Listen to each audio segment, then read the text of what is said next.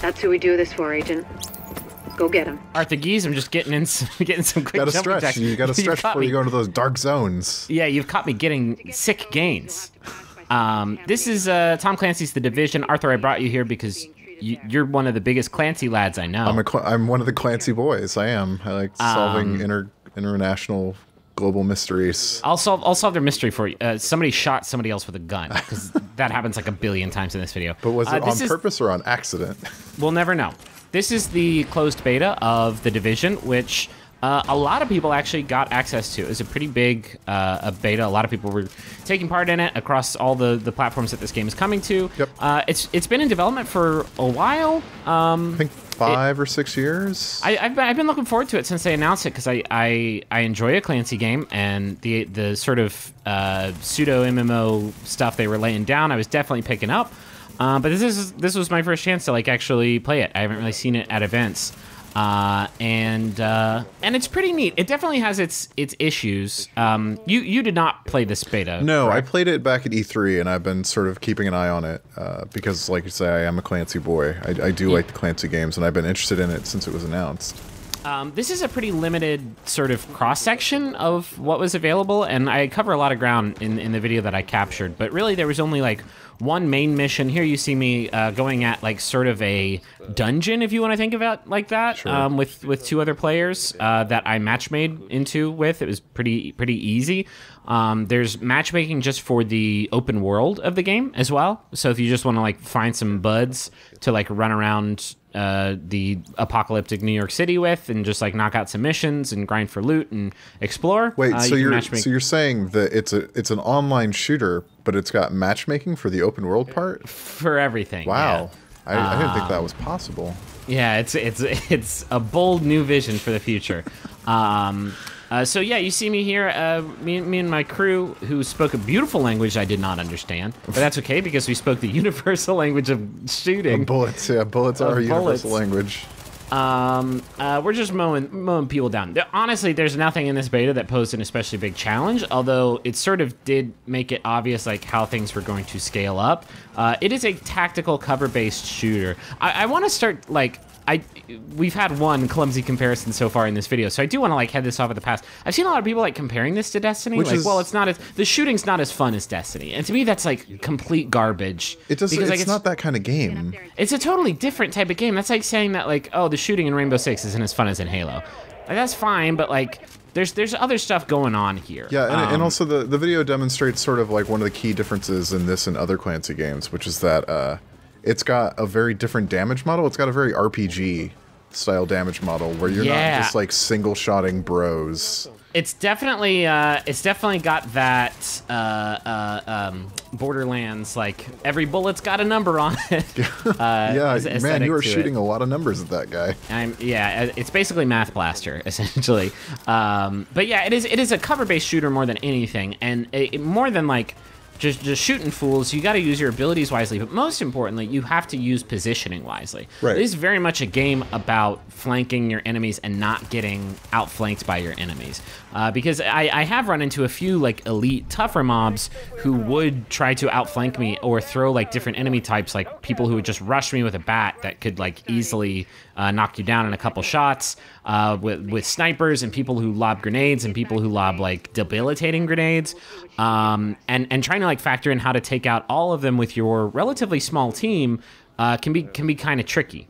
So like it's definitely more tactical. Not that like Destiny, obviously high-end Destiny play, like you have to be extraordinarily strategic and like play with tactics and stuff like that, but it's just a different thing. Like the cover-based thing they're going for is just a different thing. I like it, although I do think like the AI is kind of dumb, or at least it is in this beta, and again, take everything I say with a grain of salt. But I just didn't face anything that was especially difficult. Until, of course, I got to the Dark Zone PvP content, which I'll get to here in a bit.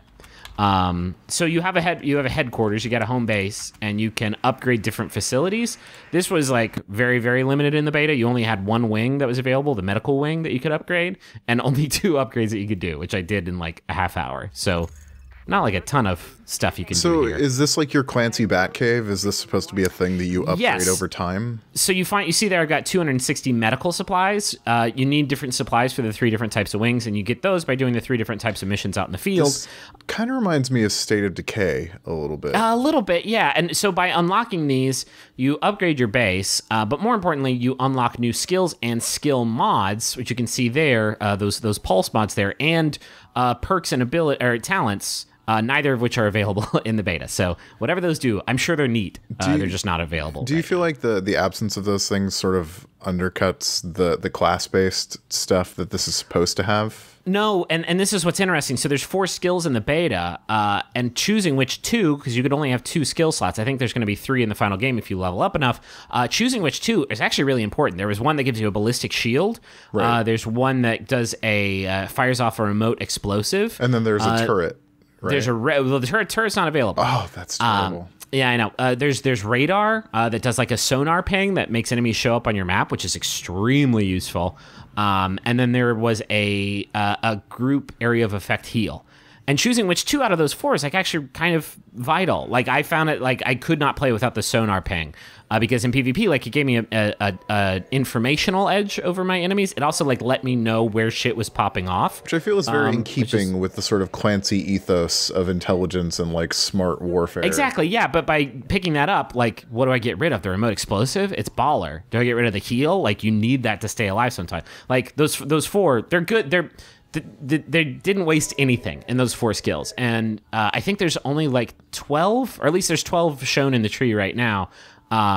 If each one of those 12 is like has that important a decision behind it, like I think it's actually going to be a pretty cool system. So you said that I was changing clothes right there. By the way, I love I love the outfits in this game. The design of it, like I think there's something to be said for it. You look like Jack Bauer in the final season of 24 when he has like the sling bag. You look sick. So you were saying that you matchmade with some gentlemen who did not speak the same language that you did outside of bullets. Right. Did you find that coordinating the skills that you were choosing was still something that you could do, or was that sort of a crapshoot? Honestly, the enemy AI is like so not difficult in this very limited, very early cross section of the beta that it wasn't especially necessary. The only thing that was really important is that we flanked them correctly, and that you don't really need to talk. Like I see them going down the middle, and in that clip from the beginning of the video, you watch me like sneak through the kitchen and then like just get behind them and open them up. Yes. Like that is pretty easy to coordinate. Later on, I could definitely see like you're definitely going to need a healer because one of the mods for the area of effect heal is a remote revive, which is going to be like invaluable. Like there is going to have to be somebody on your team that can use that ability. If you do your sonar ping ability, it shows what you see to everybody on your team. So like that's going to be invaluable too. Like you're going to need a good spread. You're going to need like a good build. So not only do you have those abilities, you have like a bunch of different equipment things that change your different stats. So you have stats that like affect how much firepower you do, how much damage your guns do, how much damage your skills do, how much health you have, and then you can outfit your guns with all of these different attachments that you find. So there I'm putting like a suppressor on my gun that makes it so I don't pick up as much threat. If I do play a build that like has a bunch of health and uses that ballistic shield as one of the skills, and I'm like a tank that distracts people so they turn their backs to my buddies who can then like run around behind them and just kill them, maybe I don't want a muzzle. Like maybe I don't want a suppressor on my gun. So there's a little bit of like the build idea in like how you outfit your guns as well. And again, this is like a pretty modular or a pretty limited thing in the beta because there weren't like a lot of different things to find, but it seems like there's a lot of ability to specialize. Also, the different scopes, the different opticals actually affect how much optical zoom you have, which is a neat effect. I guess one of the things that I've been curious about in like my limited time playing it at E3 last year and just hearing them talk about it is their presentation was of a game that was very much an RPG in structure as opposed to an MMO, but there are so many MMO hooks. Like, do you sort of have a feel for where the game is going to break down on that? Is it going to be more like an RPG or? Yeah, it's definitely going to be RPG. Like, I don't think this, and again, so there's one mission in this thing essentially in this beta. Like, it's way too soon to tell. But for me, it's hitting me more Destiny, like how they have approached the idea of like an online shooter, and that there's going to be a lot of content and a lot of stuff to do, and there will be like a grindable end game. I certainly think, but I would be really hesitant to say like I would really be really hesitant to like apply the MMO idea here. Although I don't know, like there's whole systems in this beta that just aren't there. Like crafting is in the game. There's a whole system about like running around and scavenging for fabrics and weapon parts and electronic parts and like different stuff like that. And then assumedly you'll be able to craft that into stuff.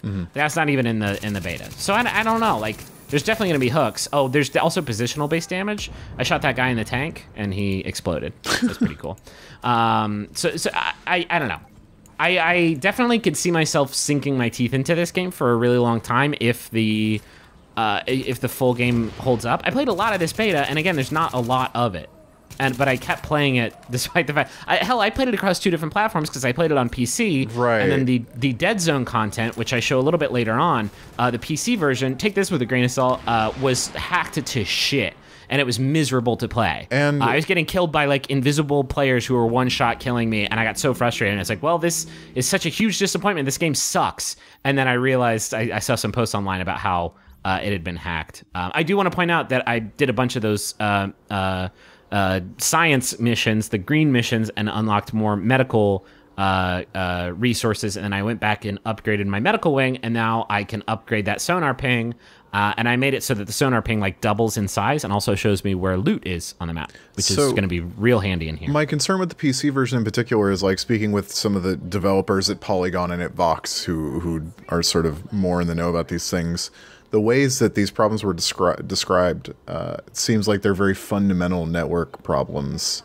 And there was some skepticism as to whether or not they could actually be fixed. I don't know. That seems like wild speculation to me. Although all I'll say is like I had a terrible time playing in the PvP stuff in the PC version. But this is the PlayStation 4 version, and it's fine. But there's also something we're saying, like I went back and played through the same beta content twice. So like I liked it. Like I enjoyed it. If I didn't, I just would have given up on this video altogether. I captured a bunch of footage of the PC version, and it was just me like running around getting my head blown off. So in the Dark Zone, there's been a lot of talk about the Dark Zone, and for good reason, because it's really cool. It is a big open world PvP zone where at any time you could just kill another player or they can kill you. But there's also AI enemies who will drop loot. There are chests that will drop loot. There's some stuff that you have to like fulfill certain conditions. You see I've got now, in addition to my orange number 6 up there on the top right corner, that's my level. The purple number is my Dark Zone level. It's essentially my PvP ranking. And as I do stuff here, that ranks up. There's Dark Zone specific loot. There's Dark Zone specific loot. There's Dark Zone specific currency, which you can spend at Dark Zone vendors, but you can take that stuff outside. In order to take loot out of the Dark Zone, you have to get it. And, well, not just that. You have to bring it to these extraction points. You call in a helicopter. Helicopter takes a minute and a half to get there.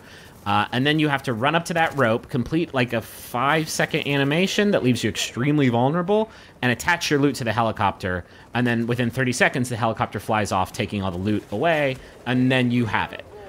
If you get killed before you extract your loot, you drop it. Drop all of it, and then somebody can take it. So you see that guy's got a red tag over his head. That means he killed somebody. That means rogue. He's gone rogue. Yeah. And once you don't have to kill somebody. You just have to do enough damage to them that it is obvious that you are being a dick. And then once you've decided to be a dick, you've gone rogue. That guy has a red health bar. I still haven't figured out what that means if you have a red health bar, but you haven't gone rogue. I think it means you've taken like aggressive actions, but you haven't fully gone rogue. Anyway, he kept shooting guys and went rogue and just got mowed down. So what I didn't realize about the rogue system while I was capturing this, and I realize it now, and God, I wish I'd realized it because it's really cool. When you go rogue, you get a bounty on your head. And the bounty gets bigger and bigger based on how many people you've killed and what your rogue level is. This guy had a red tag over his head. I tracked him on my map and just hunted him down and killed him. So it puts them on your map, like they become an objective. Puts them on your map. You get a big red X on you when you do it, and that big red X gets bigger the more people you kill, because then the more money you're worth. That's pretty However, cool. you see they also have that number counting down, 64, 63. Once that hits 0, you're no longer rogue, and you get to keep the bounty yourself. Yeah. That's a pretty interesting system. It's an awesome system, and I didn't realize it because I did go rogue in the game. And for me, I just thought it was like, you're screwed. Yeah, like congratulations, like cheater, you're done. I do want to point out the ballad of this guy whose name was either Dakeskin or Dakeskin. I'm gonna call him Dakeskin because I like that better. You saw me like chasing him down fruitlessly. I couldn't get him before his rogue timer ended up. And so he got his own bounty. And then I was like, hell, I've just spent like a minute and a half chasing you. Let's be buds. And so here we are. Now he's in my group. So me and Dakeskin just like ruled school. We took down like a bunch of bounties together. We worked together to like take down a bunch of elite mobs and get a bunch of loot and like cover each other's backs at these extraction points. These extraction points, by the way, when a bunch of people show up to them, is just like a Wild West standoff. But did you feel like you could never trust him? Yeah, you don't know. Well, I trusted Dakeskin with my fucking life because he's my brother. He's my brother in arms. Everybody else there, But who I don't thought know that before he went rogue? Yeah, I don't know that. I don't know the other people there from Adam, and I don't know when they're going to start feeling froggy and when they're going to start leaping. This guy started feeling froggy, and then the other 4 people like just turned on him. So you got to have like a pretty good exit strategy if you're going to try and murder everybody. This guy didn't, and then we collected his sweet, sweet bounty. If you die, you lose a little bit of Dark Zone currency, and you lose a little bit of experience. If you die while you're rogue, you lose a lot. Like you'll rank down. It's very easy to rank down, which in fact we're gonna do. So I saw those red health bars over those guys. I thought they were rogue. Apparently not. We tried to kill them. We went rogue. This happened to me. I'm not during sure the I understand E3 demo. it yet. Like I accidentally went rogue, and it was a real sad time for me. Yeah, me and Dakeskin were heavily outnumbered. They got 3 guys over there trying to take us down, and we got this one little narrow point of cover. But what's that? We're outnumbered, but we are never outgunned. Me and Dakeskin. This was like the most exciting thing because I actually had just turned in loot, so the stakes were like non-existent. Because if I had died, I would have dropped everything. So we just thought, you know what? Hell, this is our first time really leaning into this. If one of your party members goes rogue, you both do. So we just thought, you know what? Let's just see if we can kill these 3 guys. Just go Butch and Sundance up in this piece. We totally did, and it like worked out, and it was really, really, really awesome. I didn't know that we should have. I ran out of ammo too, which like added to the tension of the whole thing. But I brought the remote explosives. I brought the remote explosives in. We used those. Like we used all our skills in tandem, and we brought these 3 guys down and just like murdered them. And it was totally sick. It was totally awesome. Now, if I knew how to play, we totally would have just run away into some parking garage and hold up somewhere and like just set up shop, fighting off people coming to claim our sweet, sweet bounties. I didn't know what was up, so I just went on a murder spree. As you kill more people while rogue, does your timer increase? Is that what I'm seeing? Your timer increases, your bounty increases. You see I've got like 3 little dots around the circle. That means like, just like right now, everybody is coming to kill us. Right. Which is bad. Doesn't work out. You've got a sweet, sweet bounty. Yeah. Anyway, this is about all the video that I captured, but I really like this. Like, this stuff is so sick. It seems like it's got a lot of potential. It does. It has a lot of potential. And, like, yeah, I'm really excited to play more of it because, like I said, like, this single mission and very, very small amount of content, like, I played twice and really, really enjoyed. But then I was brought to my knees. I tried to, crawl over to Dakeskin to, like, say goodbye so we could, like, die in each other's arms. But he gets executed pretty brutally. I'm like, come on, Dakeskin. Come on, let's head into... Nope. Let's head into the gates of Valhalla together. We didn't. No. Anyway, that's The Division. Thanks for watching.